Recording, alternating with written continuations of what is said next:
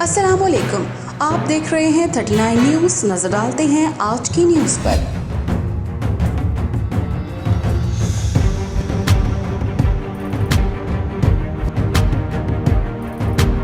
तफसीलात जानते हैं अपने नुमाइंदे से।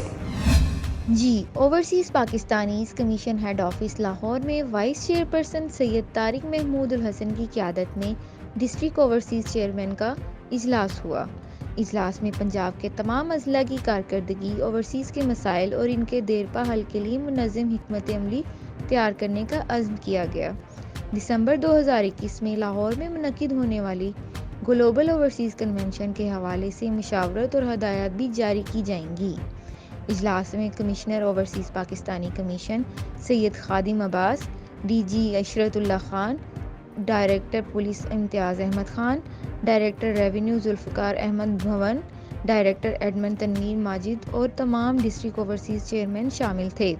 इस मौका पर वाइस चेयरपर्सन सैयद तारिक महमूद उल हसन का कहना था, हमें 23 दिसंबर को ओवरसीज़ कॉन्फ्रेंस का इनेकाद करना है, जो कि चीफ मिनिस्टर जनाब उस्मान बुज़दार साहब उसे होस्ट करेंगे और उसका जो वेन्यू है वो कल तक तय हो जाएगा कि कौन सा वेन्यू होगा।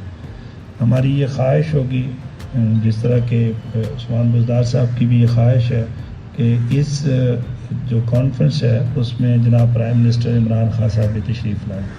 तो आप लोगों से जो मेरी एक सबमिशन है वो ये है कि आपने अपने मामलात में ये भी मुझे बताना है कि उसको स्ट्रेंथन करने के लिए 23 दिसंबर का जो कॉन्फ्रेंस है जिसका इनेकाद किया जा रहा है उसको किस तरह से हमें करना चाहिए और उसमें आप लोगों की पार्टिसिपेशन और क्या तजावीज़ होंगी।